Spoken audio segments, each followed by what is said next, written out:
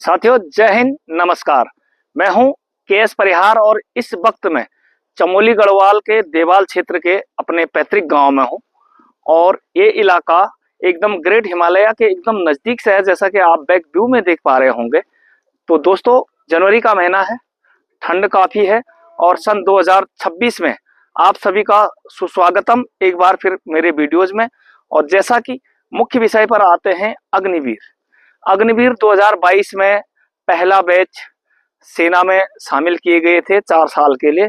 अब 2026 में उनको 4 साल पूरे हो जाएंगे।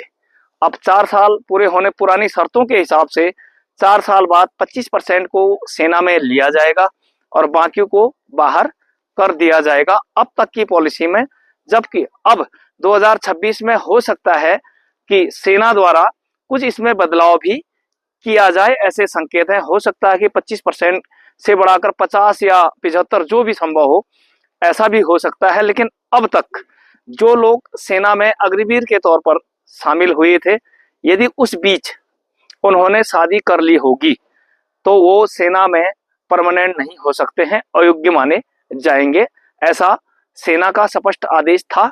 उसकी एक बड़ी वजह भी है कि यदि इस दौर में 4 साल के बीच किसी ने शादी कर दी हो तो एक रेगुलर फोर्सेज के जवान की तरह उनके परिवार और उनके राइट्स के लिए अधिकार भी देना पड़ सकता था, जो भारत सरकार नहीं चाहती है। इसीलिए तो अग्निवीर आया।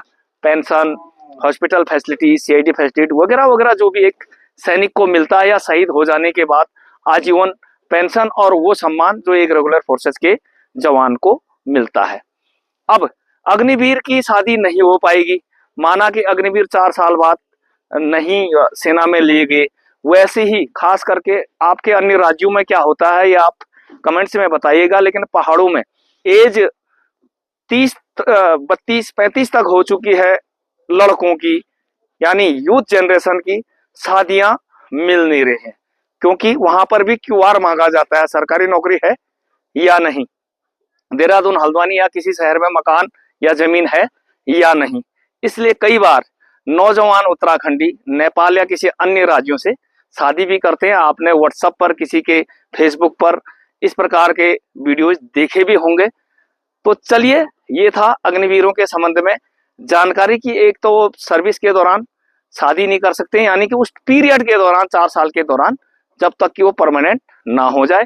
परमानेंट अब 2026 में कितने होंगे, क्या होंगे, ये अब देखने वाली बात रहेगी।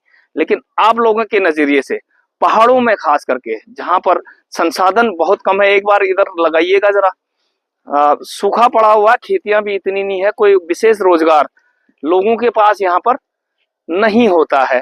तो ऐसे में एक छोटे से राज्य जिसके 13 डिस्ट्रिक्ट हों, एक बड़ी forces, Garhwal rifle, Kumaon regiment, Naga regiment और other forces, services and arms में बहुत सारे लोग सेना में जाते थे। एक सैन्य बहुल प्रदेश है, अच्छा रोजगार मिलता था लोगों को।